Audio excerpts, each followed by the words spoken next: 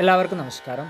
ഇന്നത്തെ ശുഭചിന്ത: ജീവിതത്തിൻ്റെ ആനന്ദം ഇതുവരെ കാണാത്ത ഇടങ്ങളിലോ കണ്ടുമുട്ടാത്ത ആളുകളിലോ ആണെന്ന തെറ്റിദ്ധാരണയാണ് ഒപ്പമുള്ളവരുടെ തിരസ്കരണത്തിനും അകലെയുള്ളവരുടെയും അപരിചിതരുടെയും സ്വീകരണത്തിനും കാരണമാകുന്നത്.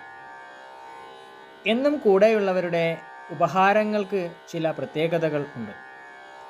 അവയ്ക്ക് ആകർഷണീയമായ പുറംചട്ടയുണ്ടാകില്ല. നാലാളുടെ മുൻപിലാകണമെന്നില്ല സമ്മാന വിതരണം.